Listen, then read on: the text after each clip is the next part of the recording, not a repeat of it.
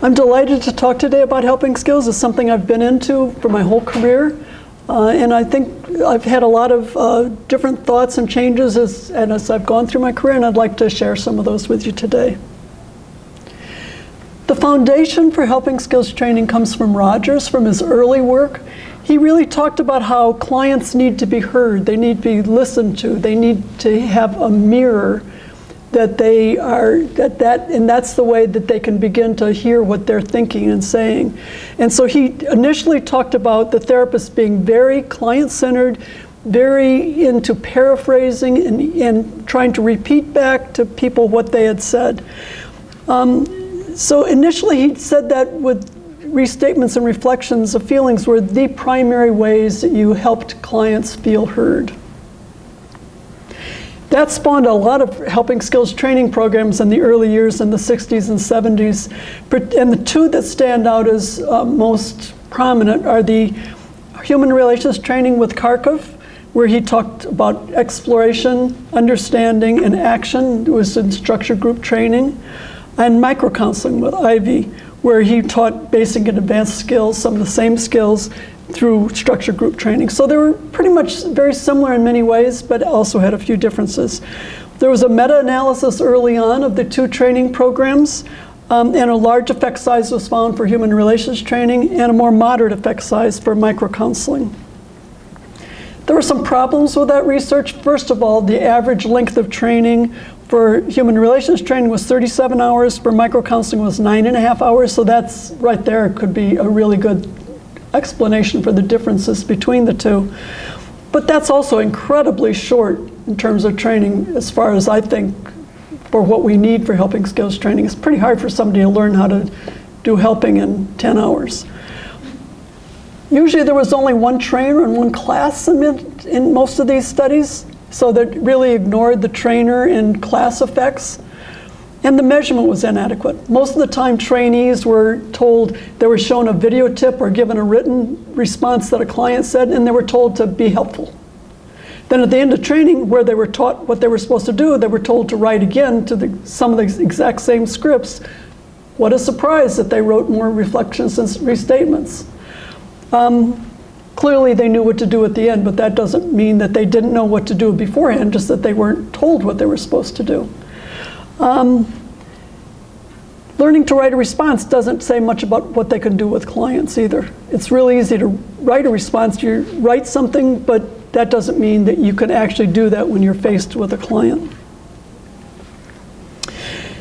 After some of the initial attempts at helping skills training, Rogers changed his position. He no longer believed that skills could be really taught. In his 1957 paper, he put it forth as a really bold proposition. He really wanted people to do research on it, so he made it as bold as he could to try to stimulate better research. And what he said was it was the facilitative conditions, empathy, warmth, and genuineness, and not the skills that help people change. So he really questioned whether an empathic attitude could be taught, especially in the formulaic ways that many of the helping skills programs were doing. So I just want to tell you a little bit about my personal history with helping skills training, which came about with my first graduate course in my graduate training way back when. And it was with Kharkov's human relations training. And I remember going into that course feeling like I was very scared of being a therapist. I didn't know how to do much more than listen. And it really gave me confidence. I really liked the skills because I really felt like I could learn something, I could do something, there was something I could do. And clearly that stuck with me my whole career of thinking there's something therapists do that makes a difference. Over the years, I've taught helping skills at both the undergraduate and graduate level. And I've also conducted research on the skills, and I've done practice. And all of those three, I think I've been very fortunate that they all fed into each other. So I could revise the training based on my research and my practice and all around the circle. And so the way that I've done training has changed pretty dramatically over the years. This is my book on helping skills. It's now in the 5th edition and currently writing the 6th edition. So I just want to give you a little brief overview of the helping skills model to set the stage for some of the research we've done on it. It's a 3-stage model, including exploration and insight and action. The idea is that all the approaches to therapy work well. We know that they're pretty equal, so it makes sense to try to integrate them, to try to combine them.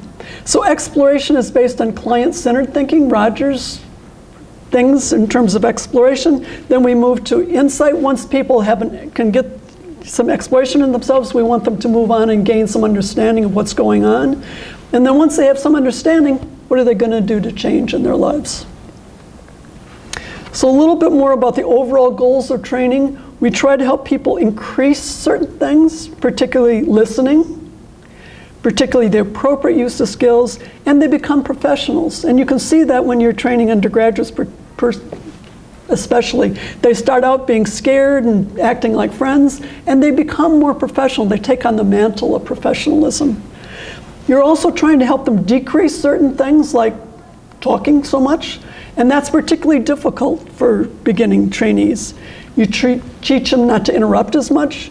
You try to help them manage their anxiety, and you try to decrease the inappropriate use of skills, particularly things like inappropriate use of self-disclosure and advice. And you can see in these things are things that when we're with friends, we do, it's 50-50. We give advice, we talk, we disclose, but that's one of the big things when you're a therapist, you don't disclose as much, you don't talk as much, you don't give as much advice. And that's really difficult for beginning people to learn. Now, those are the basic goals, but there's many ways to get at those goals. So in the exploration stage, a big goal is to establish the relationship. We primarily do that through attending and listening, paying attention, focusing, trying to get in the person's shoes. The second goal is to help the client tell their stories and express their thoughts. I used to not think this part was as important. It was always jumping to the feelings and emotions right away. But the more that I've done this and the more research I've done, the more I think it's really the narrative part of it, helping people talk, helping people express themselves, helping them try to understand what they're thinking. I love the quote, "I don't know what I'm thinking until I hear myself talking." So we do this through open questions for thoughts and restatements. And then, of course, there is the expressing and accepting and exploring the feelings. And we do that through open questions for feelings, reflections of feelings, disclosures of feelings. Then we move to the insight stage where the goals are really, again, to help the person put together the things they've been learning and try to understand themselves at a deeper level. Lots of times we're blocked and we have our defenses, and so we have to try to get underneath those and try to help gain awareness. And we do that through lots of different things. This stage is the most complicated for people, but we do that through challenges, humor, challenging irrational thoughts, two-chair exercises, things to get the person to become aware that something's not quite right. And then once they're aware, we help them try to gain some insight into it through open questions and interpretations.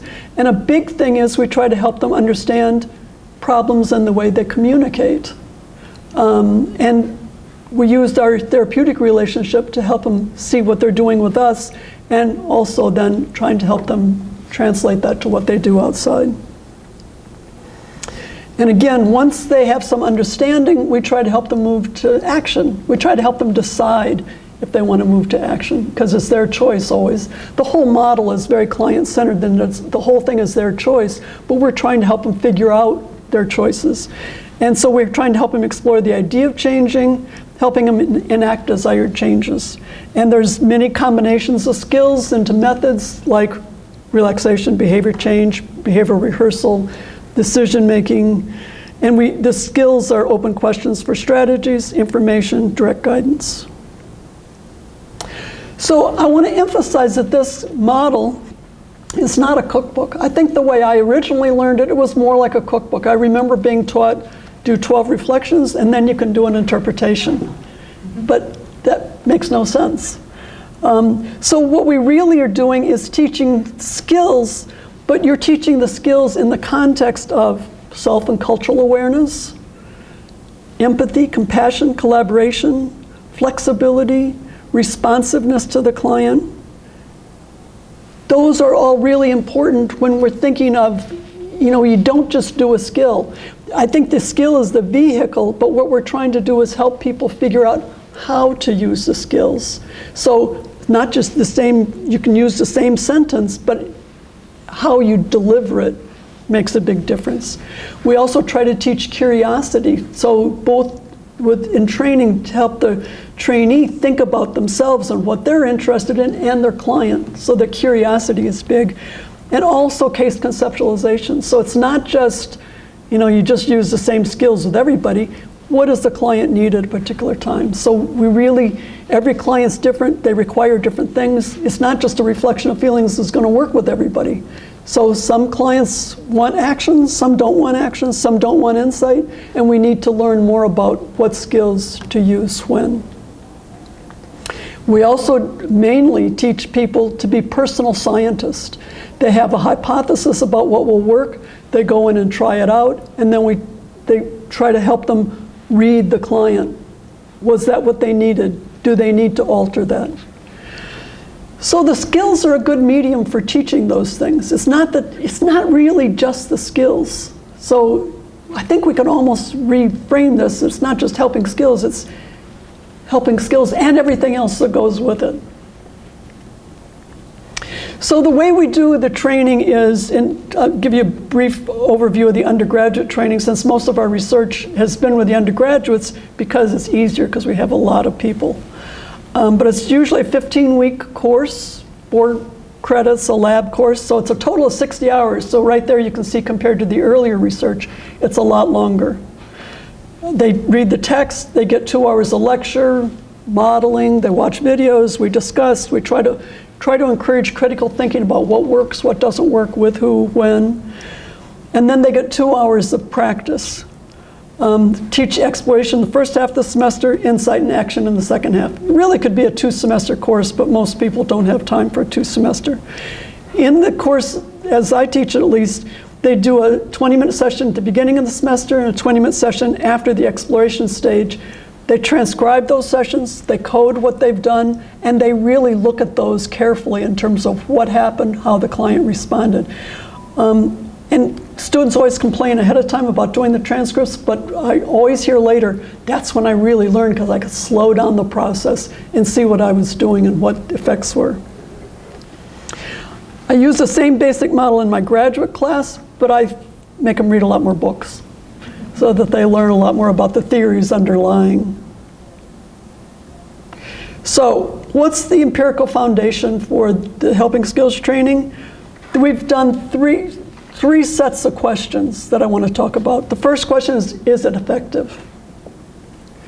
So the study I want to tell you about is a study we did in 2008 where we were really trying to correct for a lot of the problems in the early research.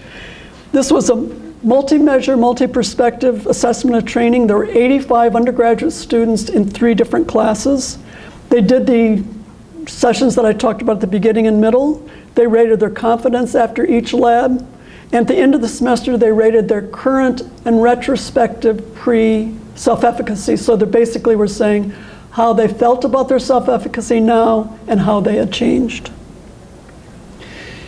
The results showed that in the second session compared to the first, there were increases in helper-rated self-efficacy for using the skills. There was increases in helpee-rated empathy, expertness, attractiveness, and trustworthiness. They did more of the exploration skills as judged both by the helpees, helpers, and observers. And the session quality was rated higher as judged by the helpees and helpers. And they had reductions in the number of words. So if that's a reflection that they were listening more, they were talking less and listening more. And interestingly, after the labs, their self-confidence steadily increased while they were learning exploration skills, and then it dropped when they were learning insight skills, and then it increased again as they were learning action skills. And that's what students always tell us is exploration skills, action skills, pretty easy to learn. Insight skills are really hard to learn. It takes years to master it. I think all of us as therapists know that you don't just do those insight skills really easily. Immediacy is a great example of that. Therapists think it's a great skill, but really, really hard to do. We did a study a couple years ago where we looked at the maintenance of effects of helping skills training. We contacted students 5 years after they had had the course, and we asked them about their self-efficacy, and they said that their self-efficacy maintained 5 years later. Interestingly, they said that they were using their helping skills both professionally and in their personal relationships. And we've had that comment from students in the classes over the years too, that they not only become a better therapist, but they use the skills in their personal relationships and hopefully become better friends and partners. Interesting, the students who had graduate training, who were still in graduate training, felt more self-efficacy than the people who were no longer in graduate training or no longer in school. So those are two studies that I wanted to highlight, but I want to also give you just a narrative review of all the studies we've done in helping skills training. We've done 9 studies with undergraduate students, 5 with graduate students, and in 9 of the 9 studies there was increased self-efficacy. In 8 of the 8 studies there was increased use of helping skills, particularly exploration and insight skills, and spoke fewer words. Things we've done in only 1 study, so we can't really make a big claim about them, but we have seen increases in ethnocultural empathy, increases in attitudes towards seeking psychological help, and decreases in anxiety and stigma about psychological help seeking. As I mentioned, they maintain self-efficacy 5 years later, and we have no evidence of adverse effects or harm. The second question is, if training is effective, what are the effective components? And here I want to talk about training in insight skills, because most of the early research was in training of empathy and reflection of feelings. And those are nice, but a lot of those studies, amazingly, they would do it in half an hour even, or a very brief time where they were looking at how to train an individual skill. And we wanted to train in insight skills because, as I noted earlier, those are the most difficult skills to learn. So we were interested in, we did a series of studies, one on immediacy, one on interpretation, and one on challenges. And the theoretical background for the studies was Bandura's notion that the 4 components of learning are instruction, modeling, practice, and feedback. So in each study we had about 100 students, and at least 3 instructors. They first half the semester they learned the exploration skills, and then they were randomly assigned either to immediate training in the insight skill, or one group waited 2 weeks. Okay, so there was immediate and a delayed condition. They did each of the following steps, and after each step they rated their self-efficacy. They did the reading, then they got a lecture, then they saw a video model, and they practiced in a variety of formats. Feedback was informal, but they got informal feedback, and so then we tested what the effects were across those steps. Across all 3 studies, there were increases in self-efficacy for using the target skill in general. The students in the delay condition did not increase in their self-efficacy until after training, so training is its own control. There was a lot of support for all the components, instruction, modeling, practice, and feedback, but consistently practice was the one that was rated most effective. The students said things in the qualitative portion of these studies like, well, the reading was nice, but it didn't really help me do the skills. The videos were nice, but they didn't really help me do the skills. What really helped me learn the skills was the practice. They looked easy until I tried it, and then, oh, those aren't so easy. So it was really the practice. We haven't teased out the different kinds of practice, but I have a feeling it's just practice and the immediate feedback you get from doing the practice. So then the third question is, who benefits? Okay, we have these helping skills training. It's clear, it makes sense that some students are better than others at picking up the skills. It'd be nice to know that, because that could help us modify the training, might help us select students for graduate training. Unfortunately, we've tried bunches of different measures, none of them predict. So we really don't know who does better. It could be self-selection, given that, you know, all these studies we're talking about are in a naturalistic setting. We haven't, you know, so students select that they want to do helping skills training. And in my experience, you'll usually get, every 2 or 3 classes, you'll get one person who just can't learn. But that's not the typical thing. So I think self-selection really does bring in people who pretty much want to learn and can learn. And that's kind of good news, that people can learn it. So we don't have to think that this is only something for a special group of people. So takeaway messages. It's effective, it's empirically supported. That's what counts, right? People increase self-efficacy, they increase their use of exploration and insight skills, and reduce their talk time. They maintain their skills. All the components that we've looked at are effective, but practice. And that's really a big message, practice. You just can't read about it. You have to practice it with a real client. And I emphasize the real client to check and see if it's effective. So there's a lot of things to be done, though. It's amazing that there's very little research in this area. It's amazing. And most of it's our group. We need more research on training from other groups. It's difficult to study when you're doing this naturalistic stuff. You do need large samples without just not one trainer. But the findings need to be replicated by others. Obviously, we need to have, as I mentioned, a large sample so you can nest trainees under instructors.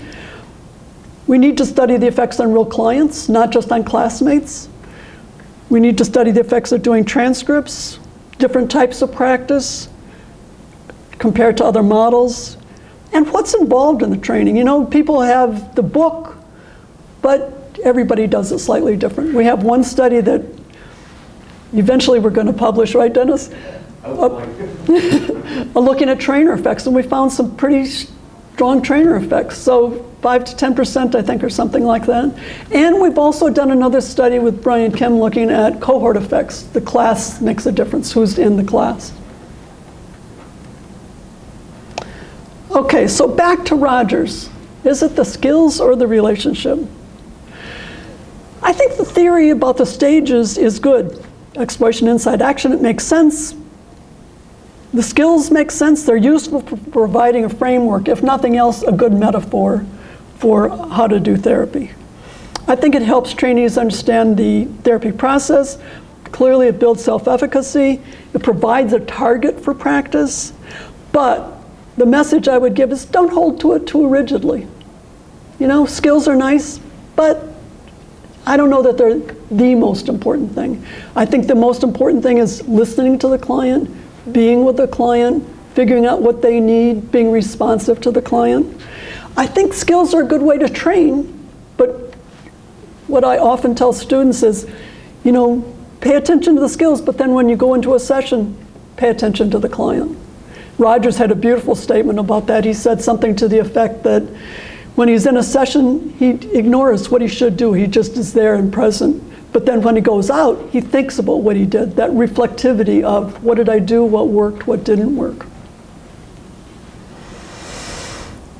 So now in the second part of the talk, I want to come to something that's pretty amazing when you think about it, that here we've been teaching helping skills. You know, these have been around for 60 or 70 years, these helping skills training programs. So you would think they were based on the effectiveness of particular skills. If we're going to teach people to do a reflection of feelings, what evidence do we have that reflections of feelings are valuable?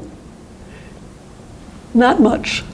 So I just want to tell you a few of the studies we've been doing recently that get at this issue of, are the skills effective? So the first study I did trying to get at this, I did early in my career. First I developed measures of verbal response modes, therapist attentions, client reactions, did years doing that. Then I got 8 cases of experienced therapists, anxious, depressed clients. We videotaped every session. After every session, we had videotape reviews, and the therapist said what they were intending and how helpful each thing they did was. The client said how helpful it was and what the reactions were. Then we had judges code every response mode, and we rated client experiencing. So we had data on 127 sessions of these 8 cases. We had a lot of data.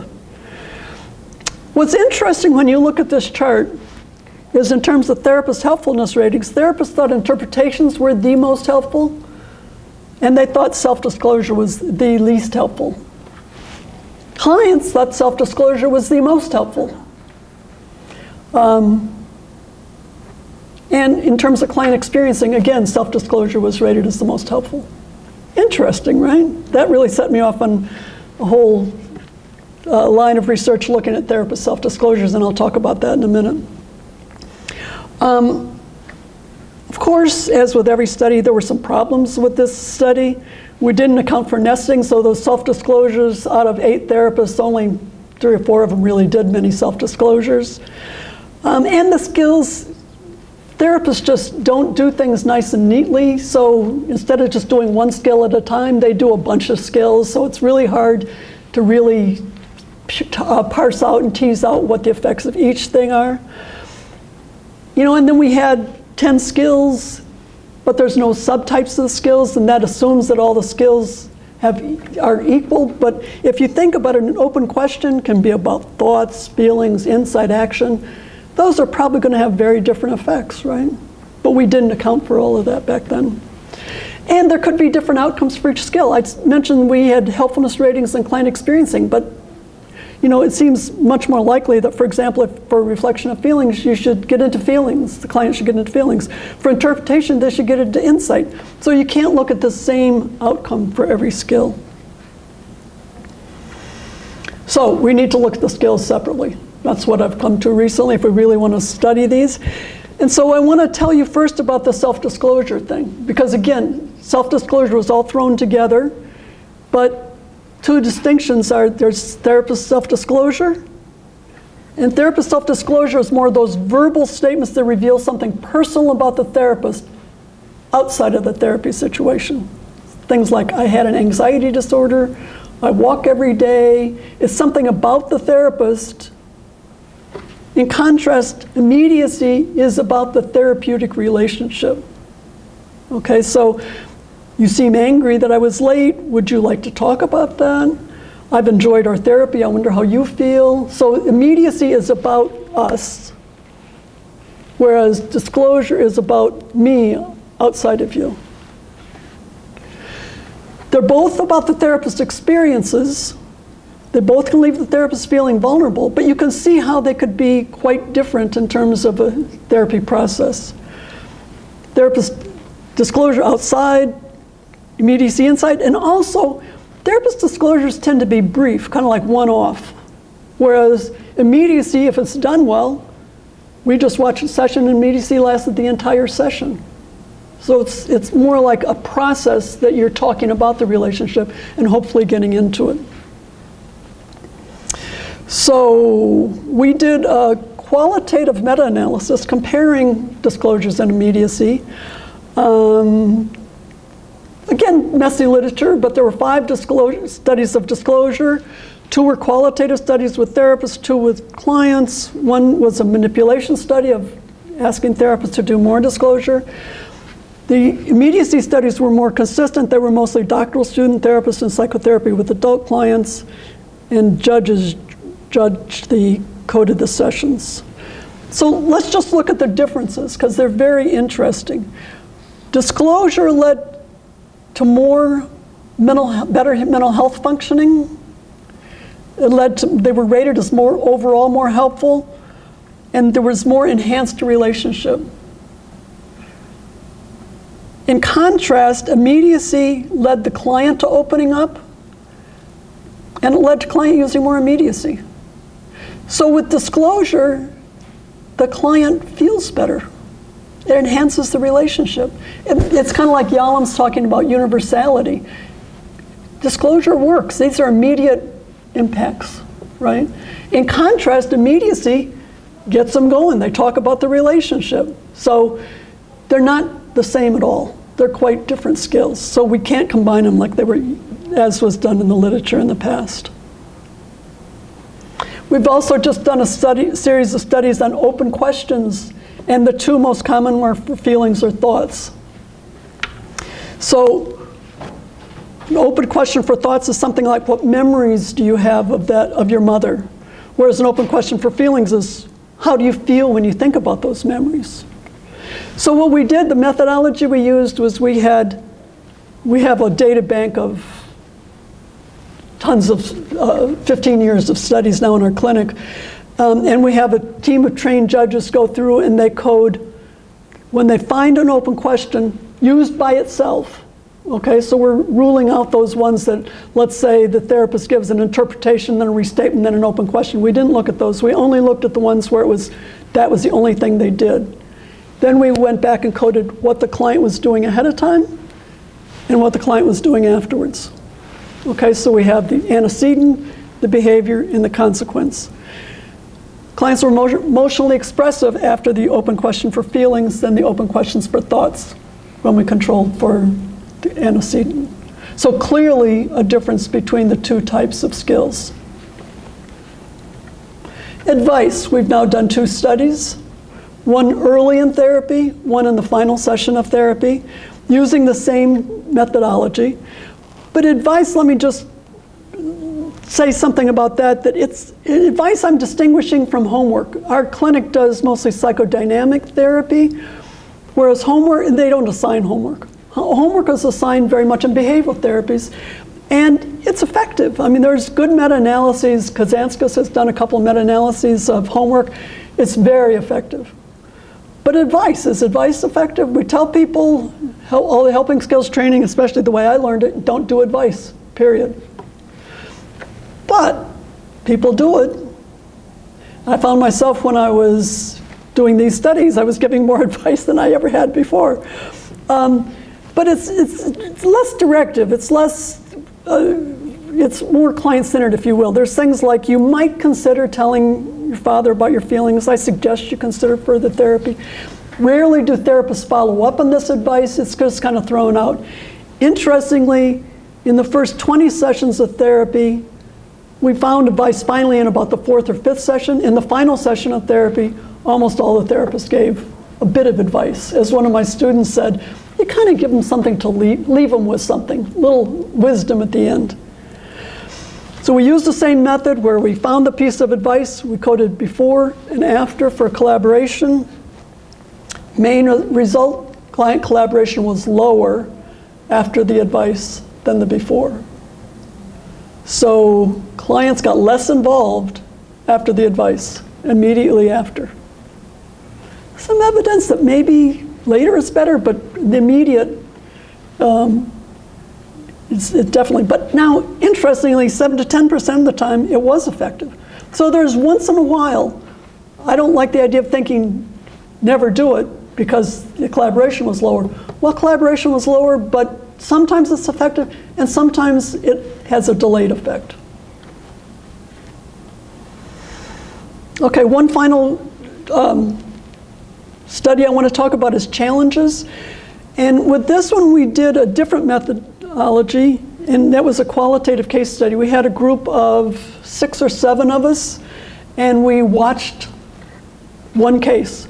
We watched the intake in the first 5 sessions, the middle 5, and the final 5 sessions, and we coded all the challenges. Whenever we found a challenge, we went back and said, we qualitatively interrogated the data and said what was going on beforehand, what was going on during, and what was going on after.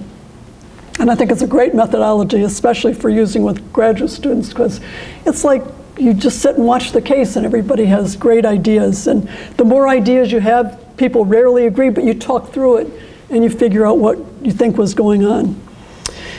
It looked like what happened, the challenges, and this was a case that the therapist did use a lot of challenges, so that's why we chose the case. But the best challenges were when the client was less defended. This was a very defended client. But when she was a little bit more open was when the challenges worked. There was one example she gave. The client was talking about her childhood, and she said, my childhood was just fine. The therapist very empathically said, well, the smaller things I agree that don't seem like they were that problematic, but there were some really bad things that happened to you, basically, she said. And I think that really helped the client go back and re-look at her childhood and see it in a different light. So that challenge was really effective, particularly because it was offered in a very empathic way and the client was ready for it. This came in the middle of therapy, and this was a long-term therapy, so it wasn't like The therapist didn't challenge at the beginning of therapy in this particular case. There was another example when the challenge was really, really bad. And this case, again, there was a really good relationship between the two of them. And the client, again, was very defended, very kind of prudish, if you will. And she was talking about how people kept telling her she never seemed to have any fun. And she said, even my pastor, I went to talk to him about a job interview, and he said, you never seem to have any fun. You never seem to let your hair down. And the therapist got very amused. She slapped her thigh and she goes, I can't believe it. Even your pastor said you don't have any fun. And the client went, and just, you could visibly see her sinking, that it was too hard for her to hear. She couldn't join with the therapist in that. And so there was clearly a rupture because of the challenge. To the therapist's credit, she picked up on that. She worked on it. She talked about how it didn't work, and she helped to resolve the rupture. But still, the rest of the session was a little problematic. So challenges can be really helpful. They can also be difficult for clients. So the takeaway message about the skills: self-disclosure enhances the therapeutic relationship. Immediacy helps clients open up and talk about the relationship. Open questions for feelings help clients express their emotions. And by the way, I didn't present the results, but reflections of feelings don't really help clients talk about emotions. We have some evidence for that. Open questions for feelings help clients talk about feelings. I mean, blew my mind, because that was totally what we had. That was all that we had not been teaching. We had not been teaching that in helping skills training. We've been teaching people to do reflections of feelings. They don't stimulate emotions. Go figure. Advice hinders client collaboration. Challenges are effective when the client is relatively less defended. So I just want to say I'm presenting results from single studies. These are not like tons of studies with meta-analyses confirming these results. These are preliminary findings because we don't have much literature in this area. And most of these findings are from psychodynamic psychotherapy, so we don't really know if they'll hold up in other forms of therapy. For the future research on skills, and please, I really want to implore people to do more research in this area, we need more careful definitions of skills and subcategories of skills. Again, like I said, you can't just say open questions. Open questions for what? We need to know more about when to use the various skills. And I didn't present these results because it gets too complicated, but the antecedents often made a difference in terms of what skills were effective. We need to know more about how to sequence various skills. I mean, the research I gave you was just therapist does this and then client does this, but we know that's ridiculous. You don't just do it one thing. It's a sequence of building up of everything that goes into it. So I do want to say that these two methods that I told you about are very promising. The qualitative case studies, where people sit and talk about a case and figure out what worked in a case, and then the more quantitative, where the judges conceptually code each therapist skill and the antecedent and consequent behavior. And I might say, to put a plug in for it, this was my presidential initiative for the year, was to look at a review of this therapist skills and methods. And we are working on that. We have a book that will be coming out. So I would just want to highlight two books that get at what I've been talking about today. The first is a book that will be coming out in 2023. Louis Castonguay and I co-edited, and a bunch of incredible authors talking about being and becoming a therapist, training and supervision. And then the book that's the presidential initiative that I'm co-editing with John Norcross, Psychotherapy Skills and Methods That Work. That'll be coming out next year too. So I think these are very important projects. And what's so interesting about the people doing these reviews of the literature is most people don't think in terms of immediate outcomes, what happens in the therapy. So most people think, when you think of paradoxical interventions, it's a treatment and the distal outcome, but very few people are doing anything related to immediate outcome. So this is a huge gap in the literature. As John Norcross put it, it's really wrong-headed. We ought to have been looking at what are the skills that work first, and then building our training models, and then building our therapies, but we've done it all backwards. And so we have to go back now and really look at what are the effects of the different skills, and that's going to inform us in how we do training. So that's it. Thank you.